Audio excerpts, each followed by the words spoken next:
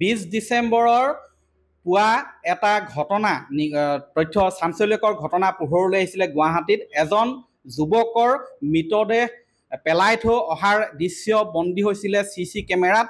সেই যুৱকজনৰ মৃতদেহ আছিলে আচলতে মৰম ময়ূৰ দত্ত নামৰ লখিমপুৰৰ এজন ড্ৰাগছ আসক্ত যুৱকৰ। সেই যুৱকজনৰ আচলতে হত্যাৰ সন্দেহ কৰা হৈছে আৰু সেই ঘটনাৰ সৈতে জড়িত থকাৰ অভিযোগত শিৱসাগৰ ফাউণ্ডেশ্যন নামৰ এটা ৰিহেব চেণ্টাৰৰ পৰা এজন যুৱকক যোৱা নিশা শিৱসাগৰ আৰক্ষীৰ সহযোগত গুৱাহাটী আৰক্ষীয়ে আটক কৰি বৰ্তমান ৰাওনা হৈছে গুৱাহাটীলৈ। মই বৰ্তমান এই ৰিহেব চেণ্টাৰটোত আছোঁ। এই ৰিহেব চেণ্টাৰটোত আছে শিৱসাগৰ বেতবাৰী নাওজান গাঁৱৰ ৩৭ নং ৰাষ্ট্ৰীয় ঘাইপথৰ কাষত।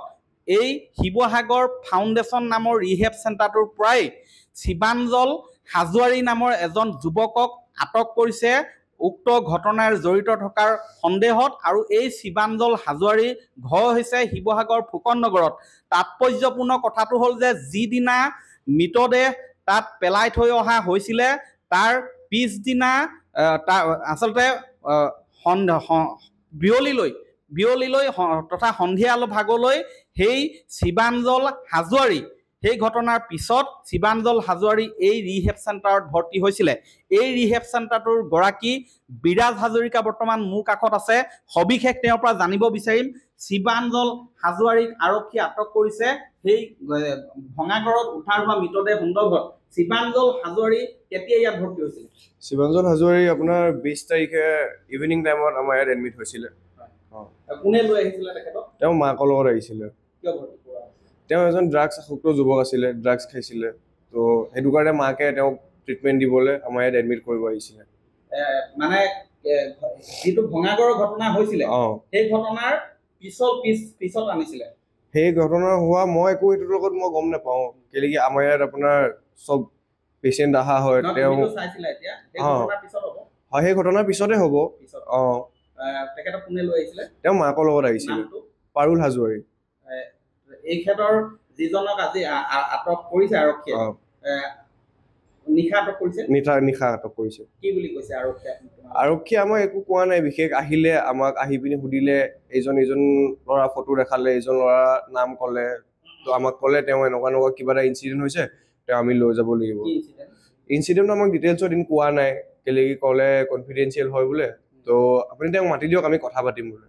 তো মাতি মেলি দিলোঁ, কথা চথা পাতি পিনি তেওঁ ক'লে আমি লৈ যাব লাগিব বোলে, গুৱাহাটীত কিবা এটা ইনচিডেণ্ট হ'ল তেনেকুৱা। তো আমি পেৰেণ্টছক ইনফৰ্ম কৰিলোঁ। ইনফৰ্ম কৰি থানাত গৈ পিনি আমি লাষ্টত গম পাইছোঁ যে এনেকৈ যে গুৱাহাটীত যে এটা ল'ৰাৰ ডেথ হৈছে বুলি তেওঁৰ লগত। মানে যিদিনা ভৰ্তি হৈছিলে ইয়াত, সেইদিনা মাকৰ লগত আৰু কোনোবা আহিছিলে নেকি? মাকৰ লগত আৰু কোন নাই অহা, তেওঁ আহিছিলে।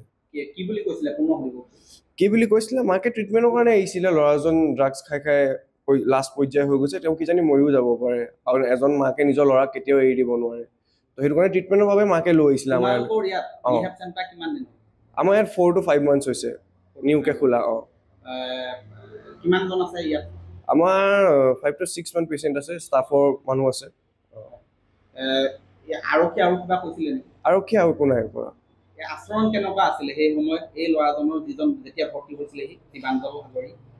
তেওঁ অহা টাইমততো ল'ৰাবোৰ যেতিয়া খাব নাপায় কেনেকুৱা হয়, অকণমান গা চা বেয়াই হৈ থাকে। তো আহি পিনি মাকহঁতে যেতিয়া আমাক ক'লে, আমি গম পালোঁ যে এনেকুৱা হৈছে। তো তেওঁক এতিয়া লগালগ এডমিট কৰি দিয়া হৈছে আমাৰ। এয়া হৈছে বিৰাজ হাজৰিকা, এই শিৱসাগৰ ফাউণ্ডেশ্যন নামৰ ৰিহেব চেণ্টাৰটোৰ স্বত্বাধিকাৰী। পুনৰ কৈছোঁ যে যিদিনা সেই ঘটনা পোহৰলৈ আহিছিলে, গুৱাহাটীত যিদিনা ভঙাগড়ত যিদিনা মৃতদেহ উদ্ধাৰ হৈছিলে মৰম ময়ূৰ দত্তৰ, তাৰ পিছতে আহি ইয়াত ভৰ্তি হৈছিলে শিৱাঞ্জল হাজোৱাৰী, যাৰ ঘৰ হৈছে শিৱসাগৰ ফুকন নগৰত। আৰু তেওঁক আৰক্ষীয়ে আটক কৰি বৰ্তমান গুৱাহাটীলৈ লৈ গৈছে। বৰ্তমানেও আমি জানিব পৰাতে গুৱাহাটী পোৱাগৈ নাই, কিন্তু তেওঁক জেৰা চলোৱাৰ পিছতে বহু তথ্য হয়তো পোহৰলৈ আহিব।